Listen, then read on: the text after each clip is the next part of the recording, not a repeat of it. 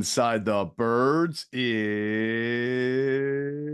back. What's going on, everybody? It's Geoff, Mosher, Adam Caplan here for another Inside the Birds presented by our friends at Ocean Casino Resort in Atlantic City, the exclusive Jersey Shore resort of Inside the Birds. All right, a little bit of delay, but we are still here. We're about to get going. And man, Adam, it's been a very busy week for the Eagles. They obviously had their preseason opener against the Ravens. So we'll get into observations, what we've heard, and then pretty quick turnaround here. They'll have a practice on Tuesday, joint practice against the New England Patriots. And that's going to, for this week, I mean, by the time you hear from us in the next podcast, it'll be that, and then we'll discuss the preseason game that they'll play against the Patriots, which will be on Thursday night. So we'll give you guys what to look for in the next podcast on that. So we'll recap the week that was in this one. Yeah, no question. In fact, there are a couple of transactions. One that I'm really interested in because I talked to someone who used to work for the Commanders. I totally forgot about Armani Rogers. There's actually a pretty good background. Mm-hmm. And once again, the Eagles are going for that former college quarterback turned tight end. So we'll give you some intel on that. And your tight end, they're kind of banged up. We'll have some injury updates for you. Yep. Some of the stuff that we found out what the tape looked like through the game, and just some updates. And as we move through the weekend, tomorrow they've got just one joint practice in good weather, by the way, in Foxborough, and then Wednesdays are a pregame walkthrough, and then they've got the game Thursday night. So yeah, you're right, on the short week. It'll be interesting to see if any of the starters play, because the one thing I've learned on this training camp tour more than ever, teams typically don't like to play starters if they've had a joint practice the couple days before, because they get good work. But we'll see what the Eagles wind up doing. Yeah, well, I mean, it's definitely been a different kind of Eagles camp so far. I mean, in the preseason opener that we'll talk about, we saw defensive starters, a lot of them play, which we haven't seen in quite a while. And Vic Fangio was very candid about why. And then practices, just like I believe Sunday was their last practice, they continue to be 90 minutes. They continue to be a little more physical, definitely longer, a lot more action than in years past. So you mentioned some transactions. Let's start off with talking about the recent transactions. The Eagles signed a former Broncos safety, or they brought in a former Broncos safety, Adam. It's just not the one that everybody has been hoping for the last, I don't know how many months. But it is a guy that they've actually been interested in the past.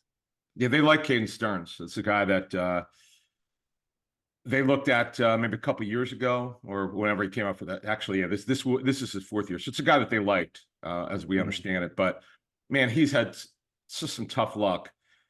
He was filling in for Justin Simmons, the aforementioned Justin Simmons, back I think in 2022. Simmons got hurt, and then Stearns wound up playing a lot. And then he got hurt, and his season was over.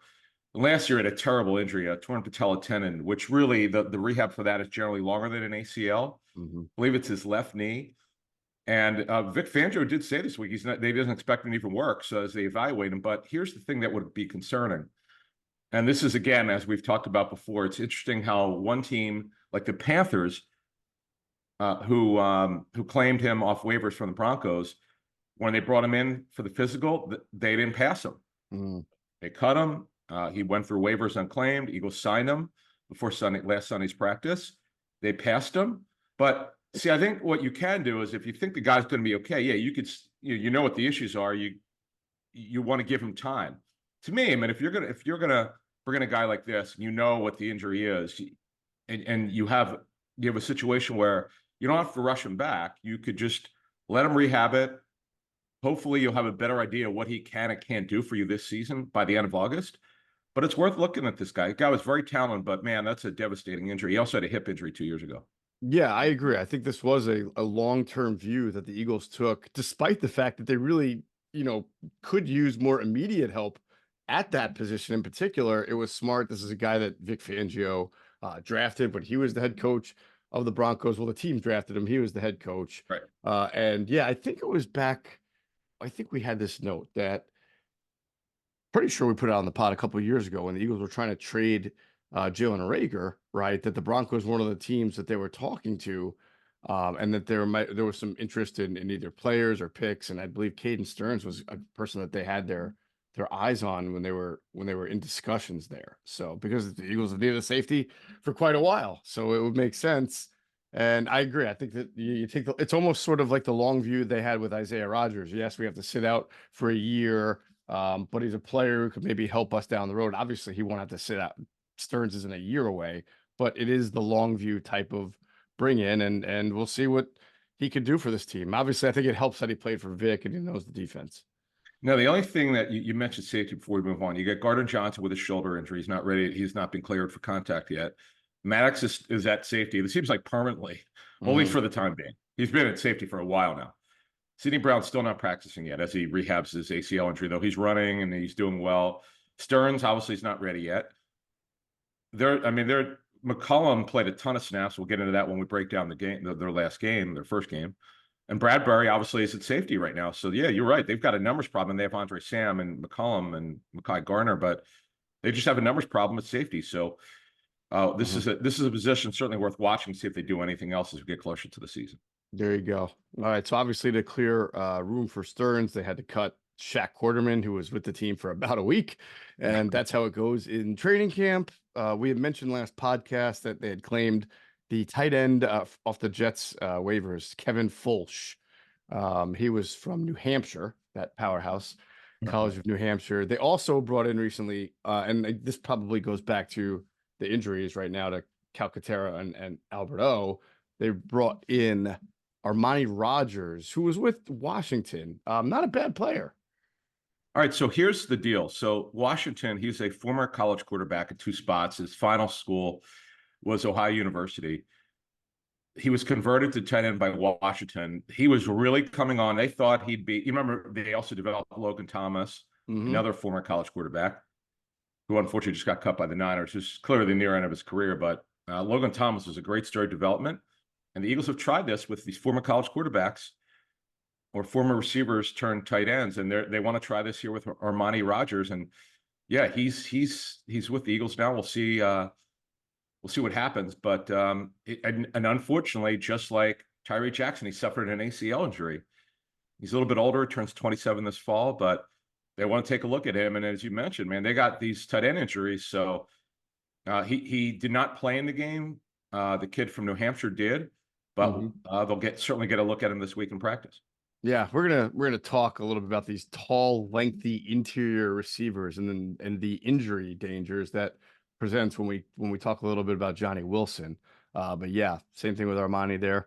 As far as those are the transactions, there have been some injuries. Now it was good job by Tyler Steen to get into that preseason game. He did look not 100%. I think everybody sort of noticed that he looked like he was either favoring the ankle or just something about his gait didn't look right, but he soldiered through, played the game. He also practiced 2 days later on what was that Sunday, right? Yeah, When they had the practice. So he wasn't even listed with the injury. That's pretty impressive. mhm. That's a good thing. We should definitely mention that, and we'll see what happens this week with him. Actually, tomorrow in the joint practice and on Thursday's game. But that's a good thing that he came out okay.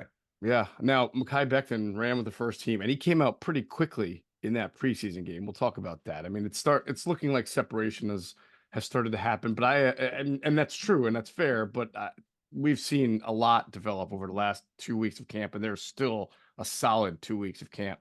So we'll see how that competition goes. As far as other injuries, not great. Paris Campbell still out with the groin. So if he can't make it back for the joint practice or play in the game, that continues to be a bad sign for him, Adam. Yeah, it does, and they're so light at receiver. Yeah. It's funny in social media, fans are going out of their mind. They got to trade for a receiver. They got to sign a receiver.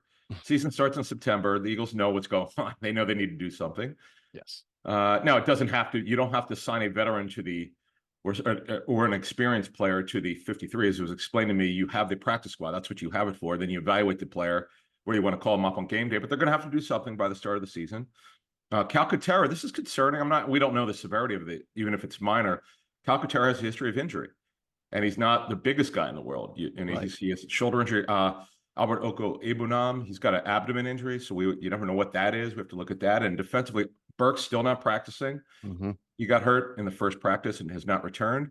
And then, as you mentioned, Gardner Johnson with a shoulder injury, he's not got clear for contact. DeJean, is working out. He's on active NFI with a hamstring injury, and City Brown, as we mentioned, is still on active PUP with the ACL. And the hope is by the end of the month he starts working, but he has not been cleared. Yeah, I'm really interested to see if one of these two comes off the list after, like maybe next week. It would not have, even if they were ready this week with just one practice, and it's a joint practice, so you know it's gonna be very physical, and then an off day, then a game. These guys aren't ready to get into a game after just one practice. It didn't make sense for these guys to come off any list this week if they were, even if they were ready or even if they could. And I know reporters are watching. I think it was Sidney Brown at practice, just working with the trainer and noting that he looks like he's running fine and doing this fine, but Yeah. it just, there's just not enough good productive time for a player coming off an injury to get in this week. But maybe after the Patriots game, we'll see some movement there. Yeah, and DeJean, by the way, the timeline of the 3 weeks is around the 15th or 16th. So yeah, maybe next week, if he has no setbacks, he starts working next week. Because they really need to know, and they'll base it partially on the way he runs and the way he moves and his knowledge and everything of where he's going to line up this season. Because it makes it a little bit easier, A, to decide how many players are going to keep at a certain position, and B, what he can do for them on game day. There you go. All right, so that's the injuries and transactions. Let's pause real quick to hear a word from our friends at Ocean Casino Resort in Atlantic City. Go to get your game on. Go for the beers. Go for the cheers. Go for the hit and the hits. Go for the stakes and the stakes. Go to get your parlay on. Go to get your party on. Go for the scene. Go for the screens. Go for the gallery. Go for the win. Go to Ocean. Visit theoceanac.com to plan your visit. All right, this will continue to be a big week inside the birds. We've relaunched our Patreon platform. Everybody has seen we have 3 new tiers. We have new bonus exclusive content for both tier 2 and tier 3. And we want to thank all the people who have already jumped on and seized the deal. We're working to get our first Ask an Eagle live stream for this month. We'll announce it when we've got it. And we're just continuing to churn away and appreciate all the people who've already jumped on. And we're doing a lot more live streams now. Ask ITB live streams for our especially our tier 2 and tier 3 members who get them every week. So the next one will be Wednesday, 8:00 p.m. I believe that one is just for tier 2, tier 3 members. So Yeah, look forward to doing that. When we appreciate Andrew DeCecco joining us, we called him out of the bullpen. It was great. He came Literally.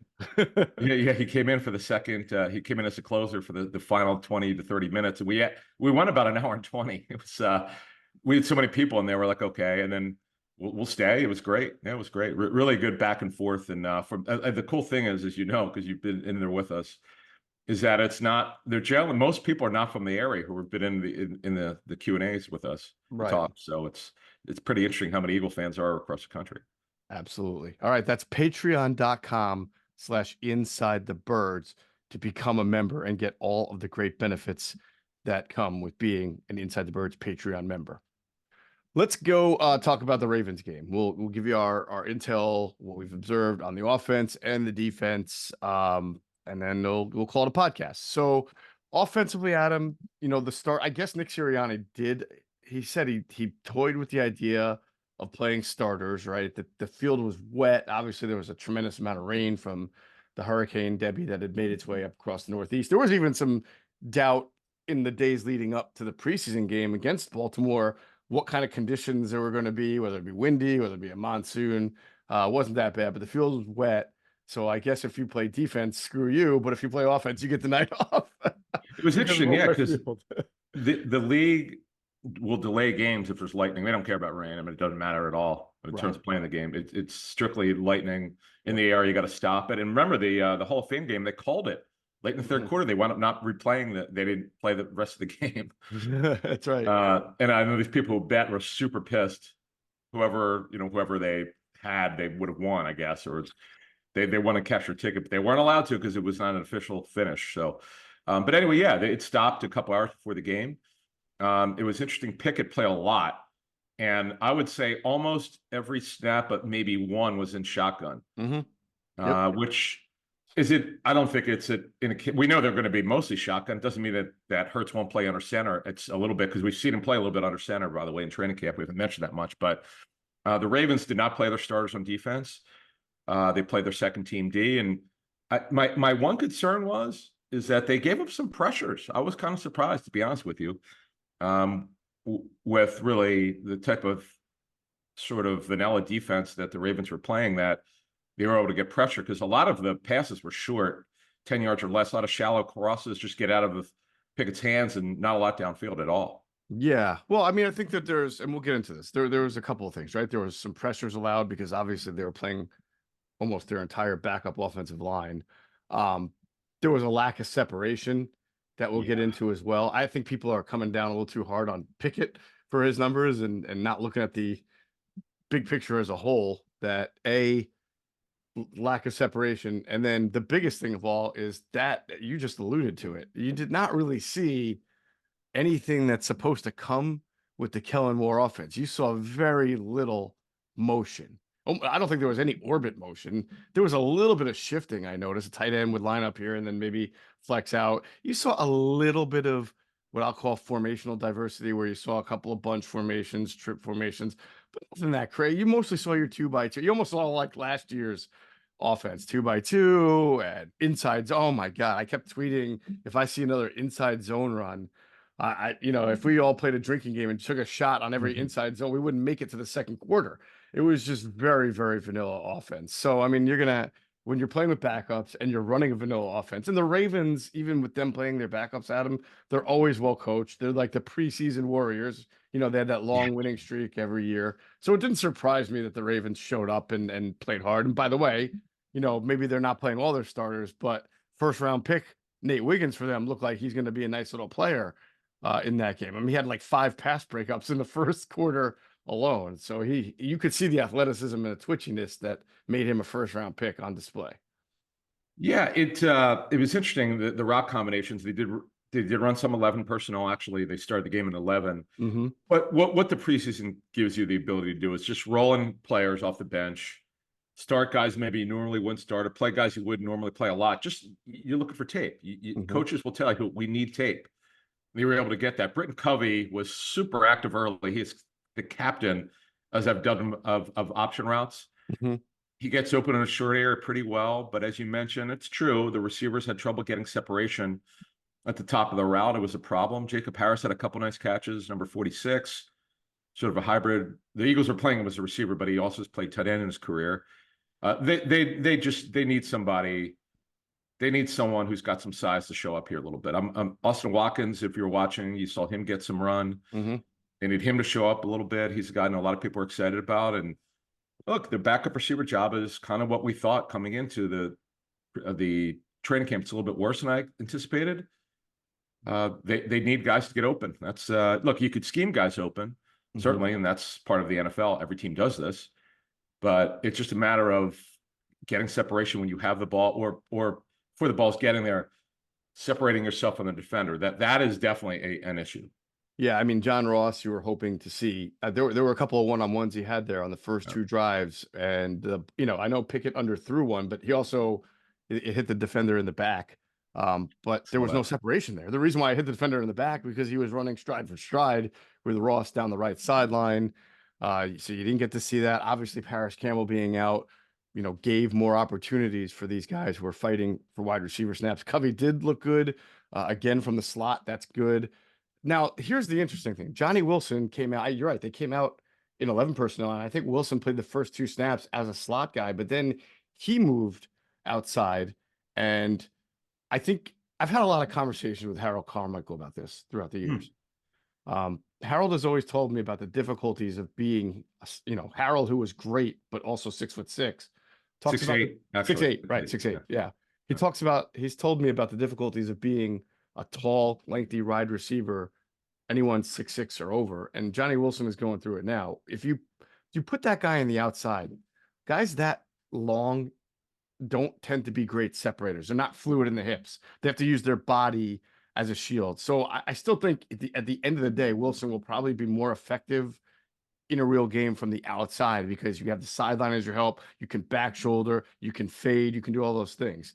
If you move him into the slot, you get mismatches based on size, Adam, and you don't need as much hip fluidity, but you are constantly subjecting your enormous lower body to punishment inside. And you see the lower, we've seen it with Tyree Jackson, right? When he was, trying to be a tight end, a flex tight end for the Eagles there. But it is very hard to be that tall, play the slot, play it at a 60% clip, and keep your knees, your ankles, your shin, keep your back, keep them protected. A lot of those guys wind up with injuries. And we've seen that as the Eagles have tried to play guys of that size in the inside in the past. And again, I've talked to Harold about it. He's mentioned that you have to be almost like Harold and have just some otherworldly traits to be able to survive at that size and play wide receiver in this league. That's why you don't see too many guys that size play wide. They're usually playing like power or four. You would call them a stretch four in the NBA. If you're that fluid and you're 6'6", 6'7", you're probably making $33 million a year in the NBA. But as a wide receiver, it just doesn't work very often. So what I saw from Johnny Wilson's Senior Bowl was really good. He and now again he was open area. There's very little contact. Basically, Senior Bowl practices are very similar to OTAs. Not a lot of physical contact, but in open space he knows where to go. But that's the thing for him. They've got to figure out a way to get him open. And yeah, sure, it's guys that long, it's 6'6" plus. They're lanky. It's hard to be super fluid, but they're in a position where they don't have anyone else. They just don't have that established veteran because Campbell's hurt again, and there's no other veterans. So they're just going to have to keep looking and see what happens as we get closer to the season. But you also have this game, this one practice, the final preseason game to see if anybody emerges. Right. Yeah, I'm definitely in the camp that the Eagles just don't have their slot receiver yet. I know everybody wants to trade for one. It may have to be a waiver cut down day. It may have to be a veteran. It may not be the fanciest name, it's funny you mentioned Olamide Zaccheaus was doing well when you went to Washington. Really there. But if there was that level of slot receiver who was available on the open market after cutdowns, that's probably the kind of caliber of player. But that's still better than what the Eagles have right now. You just need someone who understands that position and can play it. Right, and understand the third receiver is not going to get the ball a ton, but you're an NFL team. You have to have a third receiver. It's right. People try to downplay. Oh, those guys, it's like Sirianni did last year. Oh, well, look, those guys aren't going to get the ball much. So what?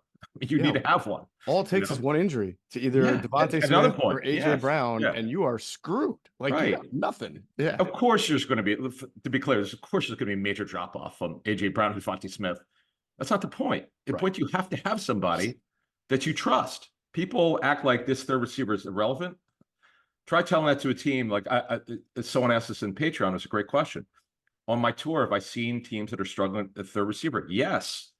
I'm with the Steelers right now. They can't tell you who the third receiver is because Roman Wilson probably will start if they don't make the trade for Ayuk. He's hurt right now. He's got an ankle injury. Right. They're rolling all sorts of guys. And as their two, they don't know who their twos or threes are right now because with Wilson hurt, they got a problem. The Raiders now with Michael Gallup's retirement. Trey Tucker could run, but he's not a possession receiver. Your third receiver, if you go 11 personnel in passing situations, he's got to be reliable. Again, he's not a guy. The third receiver in the Eagles is not going to catch 60 balls, even if it's 30. That's important. But as you said, and it's the best point of all, if your starter gets hurt, you just want someone to hold down the fort a little bit for 2, 3, 4 games. We know there's going to be a drop-off. That's not breaking news. You just want someone to help you. Yes. And right now, I don't know if they have that guy. No, I don't either. And by the way, last year, the Eagles knew this was an issue for them, too, when they had Quez, because they still signed Zaccheaus. And then in the middle of the year, they went out and got Julio Jones. So this is kind of a running story for the team, but it's gotten worse now. And so maybe Adam, and I don't know, again, I've seen a lot change in 2 weeks of camp. Andrew DeCecco wrote a really nice story on Anais Smith about how hard that he works. And he's always before and after practice. This is the guy who, if he could just catch the ball, natural slot receivers, played it, understands it. If he can start catching the ball, maybe you can kind of coach him up and have him ready by the season opener. But I still think from an experience standpoint, you're right. The Eagles probably have to go out there and get somebody. One thing, they've also cross-trained Covey on the outside. I know it's not ideal, but he can play it if they need him to, but he's really a slot. He's looked really good. I got to tell you, he looks really good. Now, is he going to be a full-time, because he's a punt returner, could he be a full-time third receiver, slot receiver? potentially. I don't know that they're there yet, but at least he's shown us that he could certainly do the job so far. Yeah, I think Covey's a really good kind of tool to have when you do have your bunch sets, your trip formation, when you've got a group of receivers and the defense has to adjust and you might run crossing routes in front. And when you're manufacturing guys ways to get open in space, right? Because of what the defensive structure is. If you're just lining up 2 by 2 or 3 by 1, whatever, and saying he's in the middle there as a slot and he's just got to win. That I think is going to be very difficult for him on a snap in and snap out basis. He's clearly shown he's good enough to win in certain situations. All right. But again, we're talking about a full-time slot receiver. I don't know if he can win that consistently at that size, but He's really exactly like Cole Beasley, another guy that Kellen Moore coached. I mean, he can get open. He not maybe very early in his career, but over the series of years, he did. He was for a small guy, he was built. Covey's also very small. But man, he's got great quicks. He's been a nice story. I'm glad that they're giving him a shot, maybe out of necessity, but he's taken it. He's taken the opportunity very well. Yeah, hey, you know what? Cole Beasley's a really good comparison. And if Covey can play like that, I thought Beasley was a little bit bigger. He may be a little bit, and maybe that's the difference. I don't know. But if he can progress that way, then maybe I can be sold on it. But that's why we have more practices and more camp to see. Yep. The running back, look, everybody's making a big deal about Shipley catching the touchdown. I mean, honestly, it was a walk-in. You just got to catch the ball. Defender got picked off. It was a nice, to me, it was a nice play call against that coverage. But what stood out to me more, Adam, was on that drive. I think earlier in the drive, there was a blitz, and the Ravens. You talked about pressure. The Ravens may have started their backups, but they certainly did what the Ravens do. I mean, they weren't afraid to throw some pressures. But there was one where Shipley stepped up in front of, I don't want to say Hurts, Pickett, right into the point of attack and took on a blitzer and stoned him pretty good. And that to me jumped out because he's not done that very well in camp. So maybe he's just going up against a really good blitzer in camp, but I thought he did his job in pass pro, and that really stuck out to me. Yeah, and I don't get caught up in yards per carry. He had some yardage carries. He looked quick. Like he definitely, we know that there's one major difference between Shipley and Gainwell in terms of short area. Shipley he just is more explosive. And by the way, Gainwell had a very nice cut on that 9-yard carry that he had. So we want to point that out. Yep. They worked in Lou Nichols and the rest of the backups. Kit Milton, they worked these guys at the second half. I said what helps them, and this is what coaches will tell you. Some of these guys, 1 or 2 of them will be on the practice squad. If they clear waivers, assuming that they do, 1 or 2 of them will be signed to the practice squad. And this is what, because you can get tackled here. This is what Fangio was talking about, just from defense. You can't tackle anyone in training camp. Eagles don't tackle. So save for the game at the practice of the lane where the third teamers did, which is funny, but generally they don't tackle. So, but here you do, and you really start to get an idea of who's coming on or not. Yeah. Other running backs, very interesting. You mentioned Lou Nichols getting some time there. You saw Ty Davis Price get some more time in the second half. He's an interesting one. I don't know if you know this. Do you know that when he was at LSU, he was just doing okay, right? And then they changed their blocking scheme, their offensive blocking scheme, because they had some data that showed that he runs much better out of he runs better when you have multiple pullers, right? When whether it's power or you're just taking your left tackle or your center and moving him right. You remember how patient Le'Veon Bell was, where he would literally like have his hand on his blocker's back as they're pulling. Well, apparently that's the kind of runner that Ty Davis Price was in college, and they figured it out a little late, but once they figured it out, you saw that he had like 287 yards versus Florida and then 147 yards. Now he just like literally exploded that last year that he was there when they changed the scheme. Now the Eagles, they will move. They'll run some tackle traps. They'll pull like Jason Kelsey. They would pull him out, sweep him out a little bit, but they're generally an inside zone running team, which we saw a ton of in that preseason game. So and that involves less pulling and more just up the middle and double team blocks and, running duo and things like that. So I wonder if Ty Davis Price I don't know, he obviously would fit a Shanahan offense because they do all that stuff with their offensive line. I think Kellen Moore does do it. We haven't seen it. And remember, he's not really in charge. That's more of a Jeff Stoutland thing. So I just wonder if there's a better scheme out there for Ty Davis Price to really shine in. Well, he's a zone runner, Ty Davis Price. I mean, that's But I think an outside zone, a stretch zone runner. right. Well, toss right, wait, and cut it up. Yeah, on stretch play. But bottom line is he's a zone runner, so that's the only way he's going to make it. Again, we know who the top 3 Eagles running backs are. The question is, who's the 4, and if 5? Of course, I don't see them keeping 4 running backs, but we're adding the practice squad into it because they would personnel people always talk about it. It's very important. You never know when you're going to need these practice squad running backs. If someone gets hurt, they're being called up. That's the way it works. Are you as we finish off the offense here with the offensive line? I mean, Brett Toth at center, right? Of all the, I think that also kind of speaks about Matt Hennessy. I mean, I really, we thought in April, May, after most of the free agent signings, they got on Hennessy pretty early. We knew it was for depth, and maybe a chance to compete at right guard. But the whole point was, hey, at least now you have a center behind Cam Jurgens who has actually snapped the ball in the NFL. But the first guy out to play center, not named Cam Jurgens, is Brett Toth again. Well, he's been the starter. He's been the clear starter. He's been the number 2 center in training camp. It's kind of stunned, to be honest with you, based on the lack of time at center and plus with the snaps last year. But they clearly see something with him. You got to give Stout credit in terms of he was right to stick with it. Brett Toth, by the way, he re-signed for 1 year, minimum $1.125 million, no guaranteed money. Matt Hennessy signed a 1-year deal worth $1.75 million. $1.25 million of it is fully guaranteed. It's not a lot of guarantee, but bottom line is Toth is clearly the 2. Now I know Hennessy's got positional versatility, but right now, honestly, he's on the outside looking in. He's just going to have to work his way, on this roster. To me, he's still on it, obviously, but he's certainly no lock anymore. No, I mean, you got to think you got your starting 5. Let's for this purpose right now, say Becton is part of your starting 5, right? Starting right guard.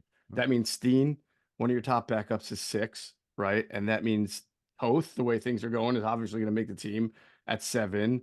If Becton's going to be your starting right guard, you're keeping Fred Johnson for your backup left tackle. That's 8, right? And Keegan's running with the first team when he gets a chance, when someone comes out. So that's 9.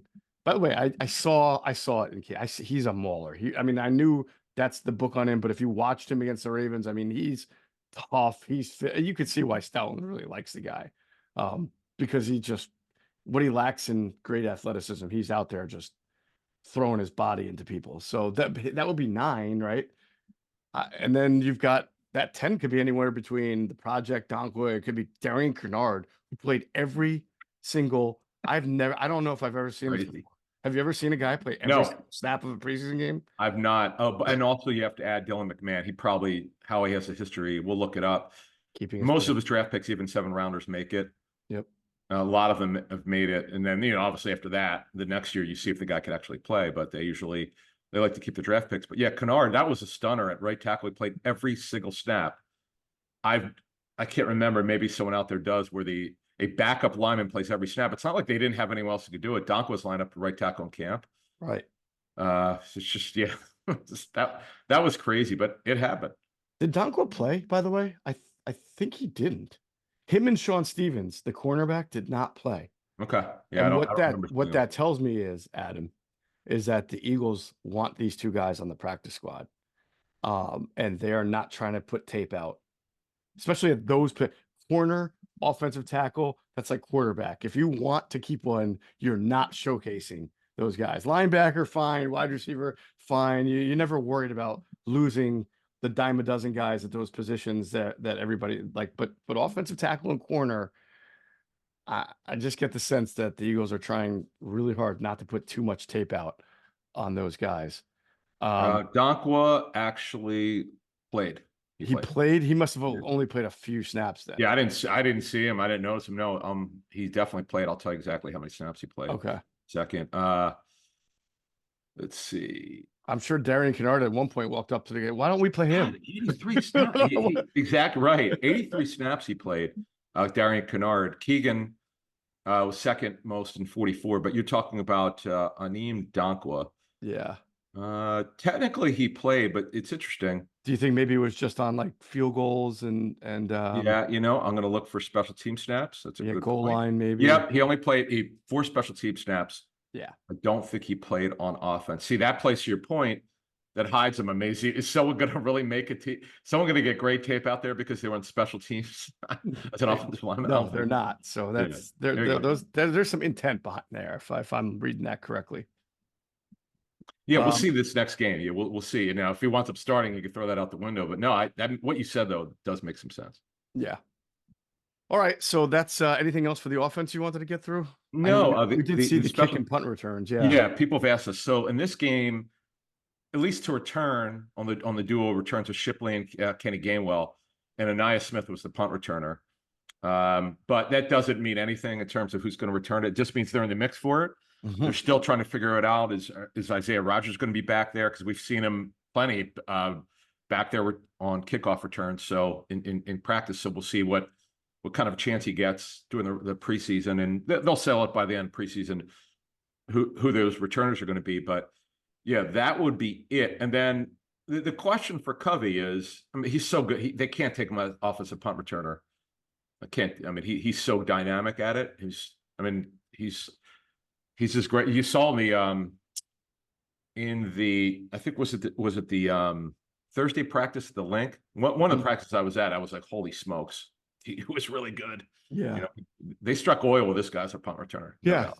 definitely. I think with Rodgers, Adam, we'll talk about him in a second. If he's going to wind up starting outside corner, you may Yeah. not want him to be that second guy on kickoff return because that's a little bit of a hefty workload now. And Actually, Covey also had I'm sorry, it was Smith at 3 of them. The other one was taken for Covey, and that was a great return in this one for 26 yards. yeah, But there was a practice that I was at where I was like, wow, his ability to make unblocked defenders miss is it's amazing. Because if you remember when he first got there, he got jacked up. He get hit so hard, you know, people call him a crash dummy. Remember in preseason, which he looked like. it was fair. It was What true. a find. Good job by Tyler Brown and Michael Clay, man. This is a hell of a find for the Eagles. I got to give the Eagles credit for the scouting. This kid, and you and I saw it in the OTAs as a rookie. We saw that short area quickness, and they haven't until this summer. They had not used him as a receiver a lot. I'm so anxious to see what happens in the regular season with him. Yeah, definitely. So, but my point on Rodgers was if he's going to be your starting outside corner, you may not want to subject him also to kickoff return. You usually try to limit a guy's special team responsibilities if he's a starter. Well, he can do. I mean, obviously he's really explosive. Yeah. But see, here's the point on that, though. Yeah, if he starts the season, you may want to take him off of it. But yeah, by the way, Deshaun did both.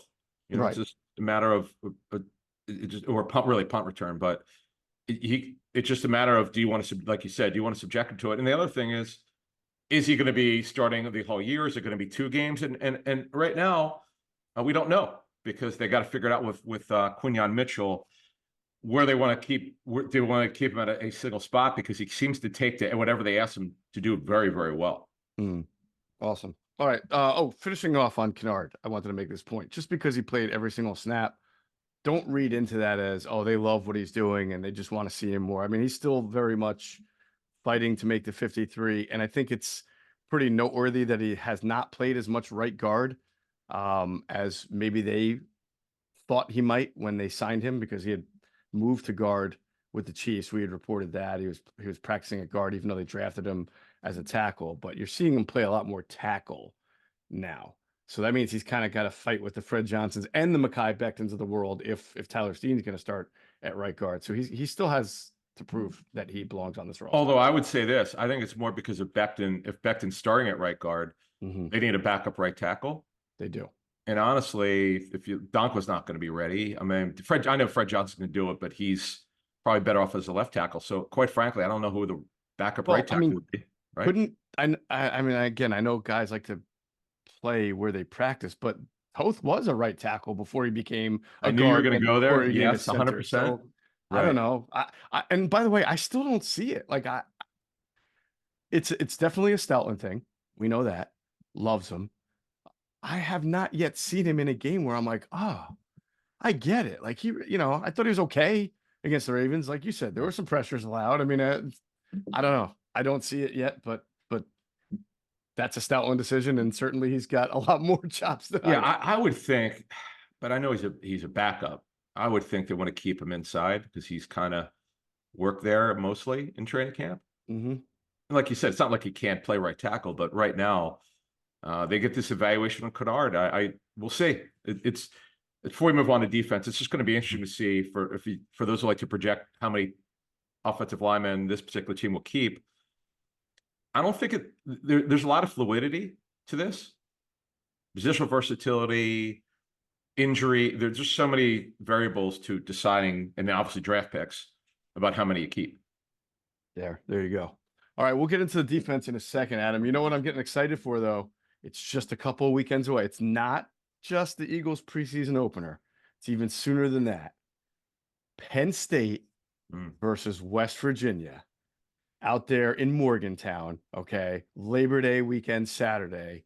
It's going to be a blast. And then before you know it, I'll be up there for this. I've done the the whiteout game each of the last years. This year, I'm going to go to the stripe out game. That's one where you do each section is blue, then white, then blue. Then white. It looks the whole stadium looks striped. Really looking forward to that. They're playing UCLA, but no Chip Kelly for the stripe out game. But I'm definitely going to get tickets using the Game Time app. That's how I got them for the whiteout last year, and I'm going to continue to use that. I'm going to a concert with my wife soon. Use the Game Time app because the Game Time app makes it so easy for you to get tickets, and now you can get them for college football with that coming up. There's this new feature called Game Time Picks that makes getting the tickets to see your favorite teams play live even easier. It filters out the fluff to show you only the best, most incredible deals on great seats, so you don't have to waste your time searching through thousands of tickets. So there's a lot of people like that. There's some people who like, just give me whatever tickets available, right? There are a lot of people who say, if I'm going to spend this amount of money on a game, I'm not going to go sit in the nosebleed seats. I'm just going to treat myself this one time or two times a year, and I want tickets in this area. So you get to filter. You don't have to worry about like going through every single seat that's open. You get to see the ones in the area that you want the most. I mean, that is just an unbelievable deal. You can see Penn State games, you can see Eagles games, NFL games, still can see Phillies games. Go into using the Game Time app. They have unbelievable features that I really love to do. I mean, you can customize your spot, and you get it. To me, it's like a surprise. You use a different app and you have to deal with your hidden fees, and you have to worry about what your seat looks like. No, curated deals are so easy on the Game Time app. You get the super deal. You get to see the seat before you buy the ticket. You get the lowest price guarantee. We have talked about the job loss protection and the event cancellation protection that the Game Time app offers. I mean, you are covered with the most flexible customer service policy in the ticketing industry. So take the guesswork out of buying tickets to sporting events, concerts, any shows with Game Time. Download the Game Time app, create an account, and use the code BIRDS for $20 off your first purchase. Terms apply. Again, create an account and redeem the code BIRDS for $20 off. Download Game Time today. Last minute tickets, lowest price guarantee. That's BIRDS, BIRDS, for $20 off your purchase. All right, defense, Adam. Now, the Eagles obviously did play many of their starters in the front seven. I don't think Josh Sweat played, correct? You do not. Yeah, you do not. Who's the other front seven guy that didn't play? Because Huff did play. He's new. I thought there was one. There was Brandon Graham that didn't play. He's not a BG starter. did not. Right. Yeah. But he's back up. But yeah, so they started Nolan Smith and for Josh Sweat. Jordan Davis, Carter started. Huff started. The two ILBs. Man, Vic Fangio. I love this guy. He says ILB. So that's what we're going to call them, ILBs from now on. I love when he says, no, nickel's not a corner. Yeah. He's like, what's the difference? Well, corner's corner and nickel is nickel. Oh, thanks. Right. He's hilarious. He's right. No, he said his press conference phenomenal last Sunday, talking about how nickel's almost a linebacker for him, the way they line him up. Sure. That's interesting. So yeah, so Bond and White started. Maddox started safety. Quidyard Mitchell started on the outside, opposite Rogers, and Blankenship started. So their defense gave up some runs early on. I'm glad Vic cleared up what we saw, because Bond looked like he just said he was out of position, which is another saying sometimes where you overrun a play. Bond went the wrong way, and he just overran the play, so he just said he was out of position. So but they thought they got that cleaned up.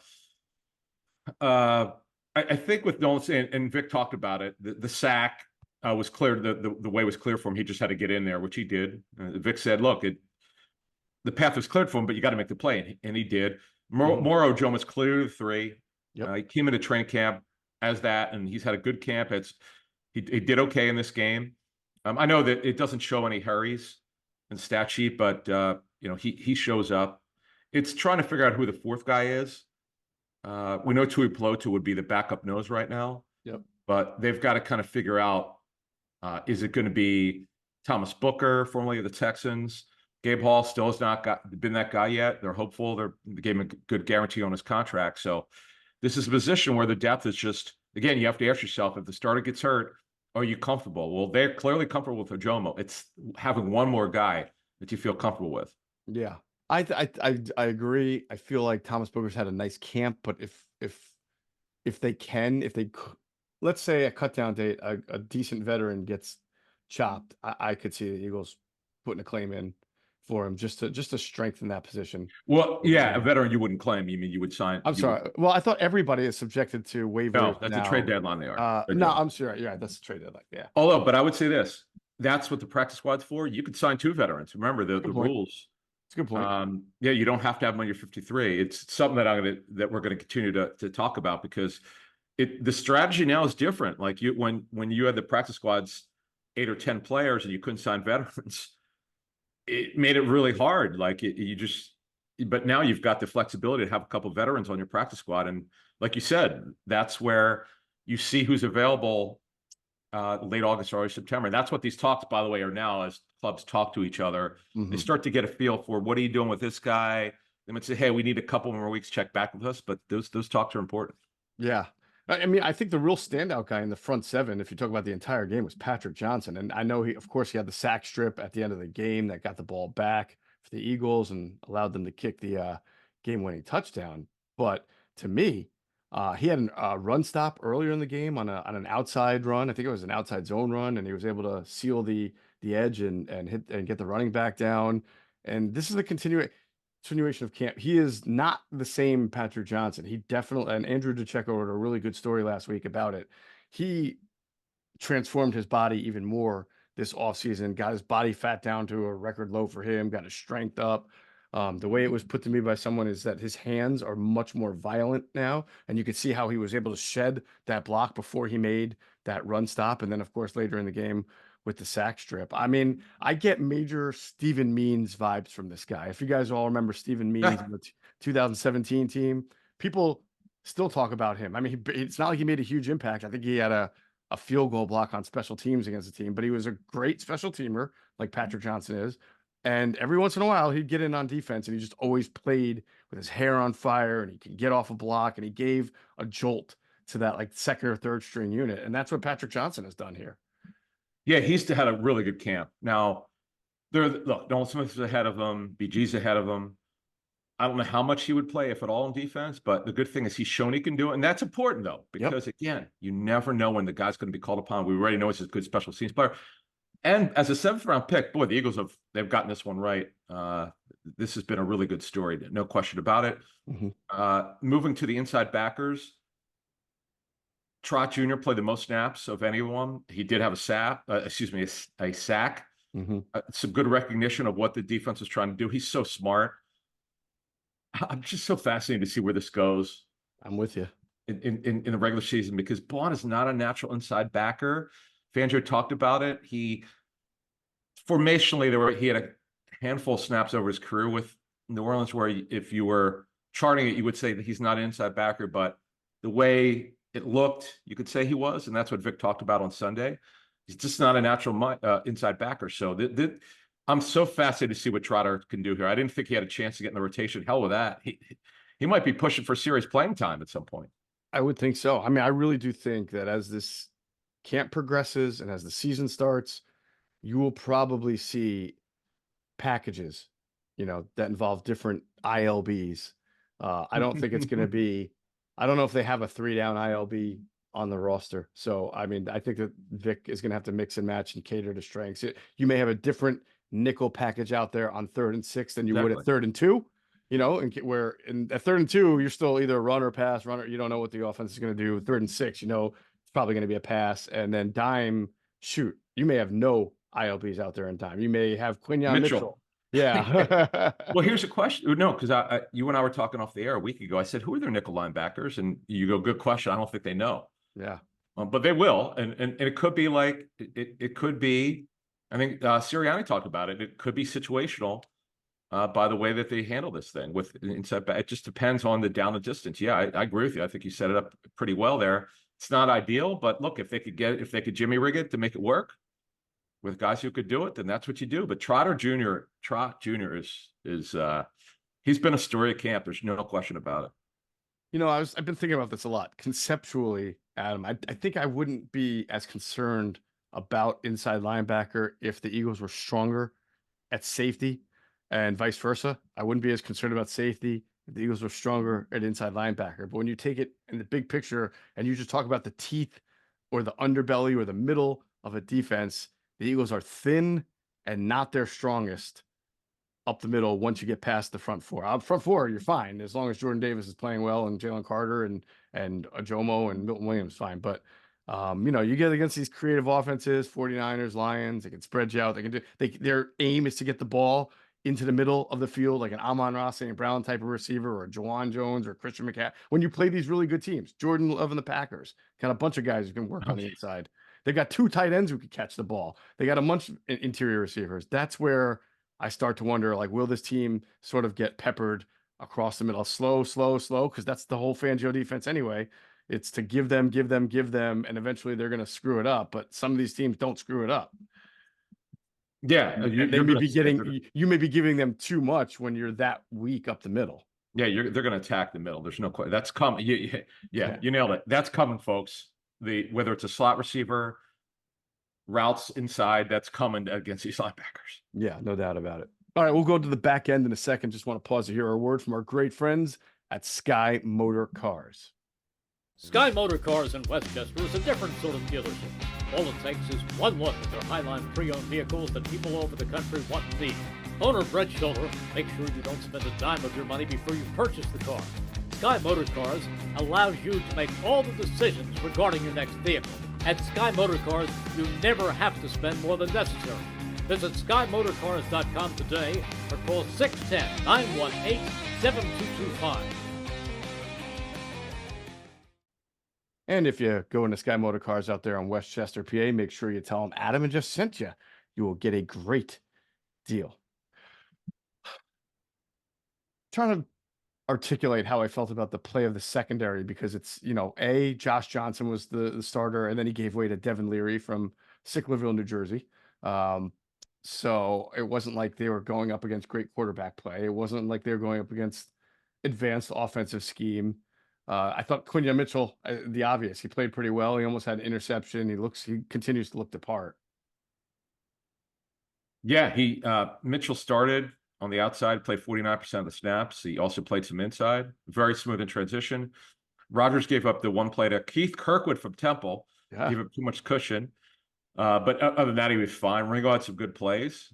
He's still trailing Rodgers right now. So if Rodgers starts week 1, see, that's another thing that's fascinating. We don't know we got to figure out who's going to be the backup left corner and backup right corner right now. We don't know that yet. That's because I've seen them flip a little bit in training camp.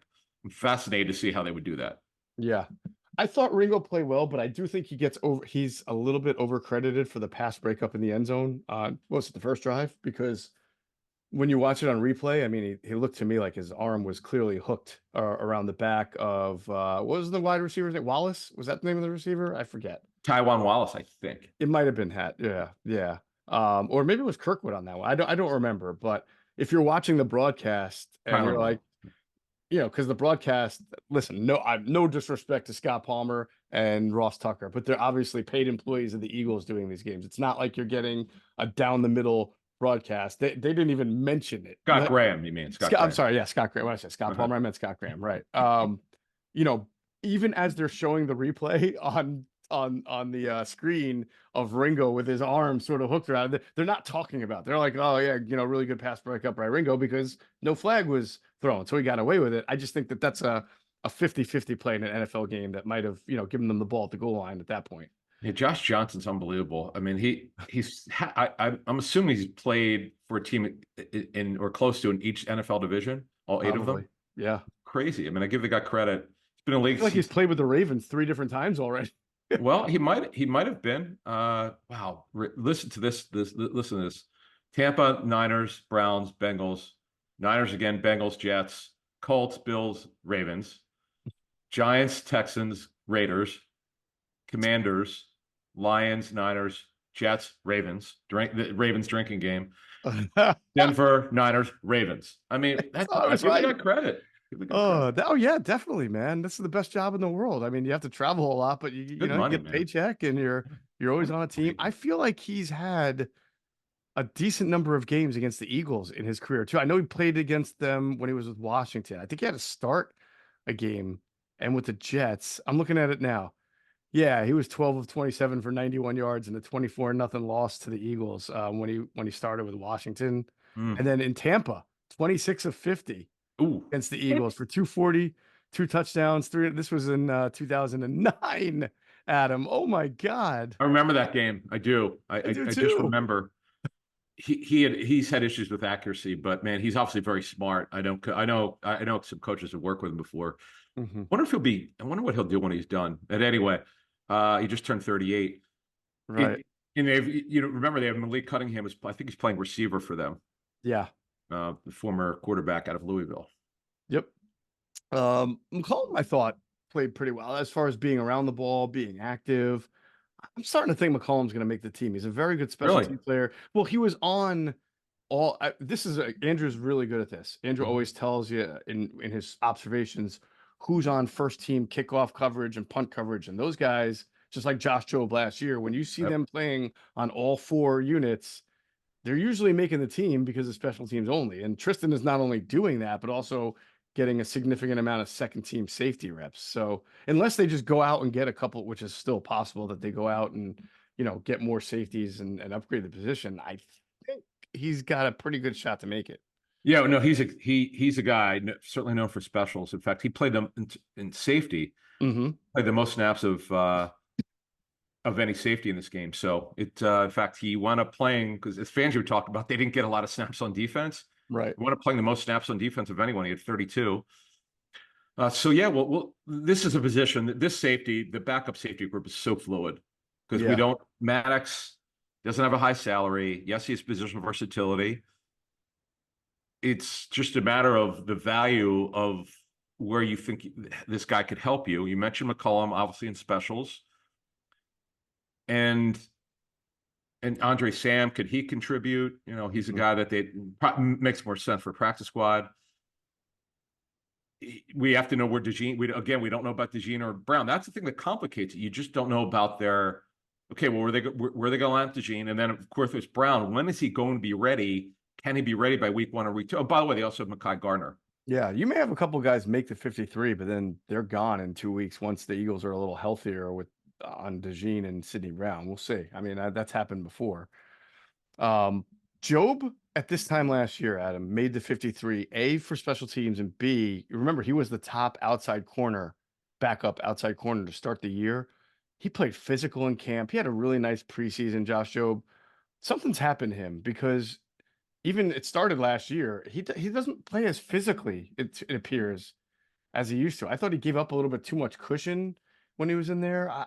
This was a guy who I thought had good hands and would jam you and get up on you last year around this time. And now it seems like maybe he's lacking that confidence.